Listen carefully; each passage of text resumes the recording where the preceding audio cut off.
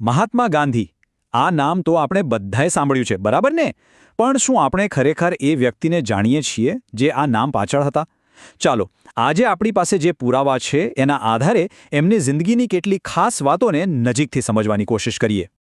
તો સવાલ એ જ છે કે આખરે મોહનદાસ કરમચંદ ગાંધી હતા કોણ? આ નામ પાછળની કહાણી શું છે? આપણે કોઈ અંદાજા નથી લગાવવાના, પણ જે હકીકતો છે એમને એકસાથે જોડીને આખી વાત સમજવાનો પ્રયત્ન કરીશું. અને જુઓ, આપણી આખી વાતચીતનો આધાર છે આ એક નાનકડો દસ્તાવેજ. બધી જ માહિતી સીધી આમાંથી જ આવી છે. એટલે કોઈ મનઘડંત વાત નહીં, ફક્ત તથ્યો જે આપણને એમના જીવનની એક સ્પષ્ટ ઝલક આપે છે. ચાલો તો સૌથી પહેલાં એકદમ બેઝિક માહિતીથી શરૂ કરીએ. એમનું પૂરું નામ મોહનદાસ કરમચંદ ગાંધી. જન્મ તારીખ હતી 2 ઓક્ટોબર 1869 અને જન્મસ્થળ હતું આપણું પોરબંદર. હવે એમના જીવનમાં સૌથી મોટો પ્રભાવ કોનો હતો? તો એ હતા એમના માતા પુતળીબાઈ. કહેવાય છે કે નાનપણમાં નૈતિક અને ધાર્મિક સંસ્કારો એમણે ગાંધીજીમાં રોપ્યા હતા. અને પછી એમના જીવનસંગીની કસ્તુરબા. એમની જિંદગીની આખી સફરમાં દરેક સારા નરસા સમયે એ એક મજબૂત ટેકાની જેમ એમની સાથે ઊભા રહ્યા. સારું, તો આ તો થઈ એમના અંગત જીવનની વાત, પરિવારની વાત. પણ જે ગાંધીજીના વિચારો માટે આપણે એમને ઓળખીએ છીએ, એ વિચારો આવ્યા ક્યાંથી? કોણે એમના મનને આકાર આપ્યો? આ પણ એક બહુ જ રસપ્રદ સવાલ છે, ખરું ને? અને આનો જવાબ પણ એટલો જ ઇન્ટરેસ્ટિંગ છે. ગાંધીજીના વિચારો કોઈ એક જ વ્યક્તિની દેન નહોતી. એમના પર તો ઘણા બધા લોકોનો પ્રભાવ હતો, અલગ અલગ ફિલ્ડમાંથી.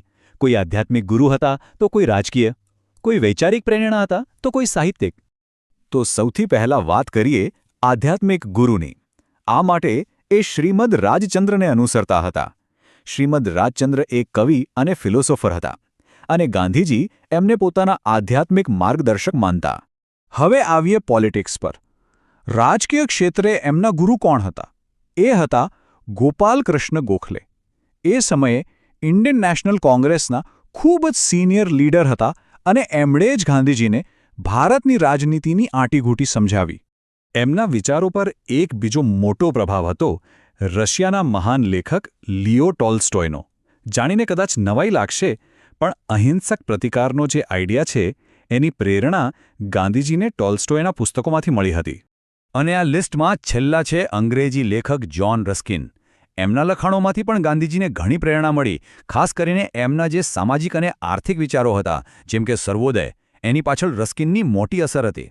હવે કોઈ વ્યક્તિને સમજવા માટે એમના પોતાના શબ્દોથી બેટર બીજું શું હોઈ શકે, બરાબર ને? તો આ જુઓ, આ એમની દુનિયાભરમાં જાણીતી આત્મકથાનું ઓરિજિનલ ટાઇટલ છે.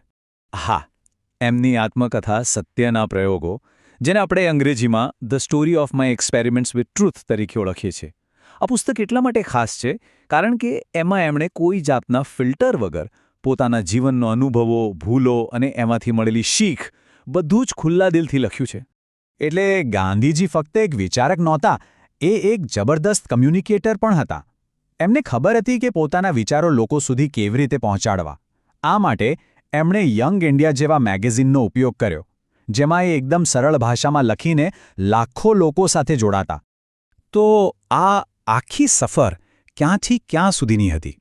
એમનો જન્મ થયો હતો 2 ઓક્ટોબર 1869માં, અને એમનું નિધન થયું 30 જાન્યુઆરી 1948ના રોજ. એટલે કે લગભગ 78 વર્ષનું જીવન, પણ એવું જીવન જેણે ઇતિહાસનો આખો રસ્તો જ બદલી નાખ્યો.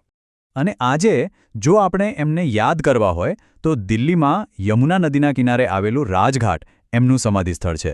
ભલે એમનો દેહ આજે ત્યાં નથી, પણ એમના વિચારો આજે પણ એટલા જ જીવંત છે. તો આખી વાતનો સાર શું છે? આપણે જોયું કે કેવી રીતે 4 અલગ અલગ ગુરુઓ, 4 અલગ અલગ વિચારધારાઓએ મળીને એક માણસને ઘડ્યો, અને પછી એ એક માણસે આખા દેશને ઘડ્યો.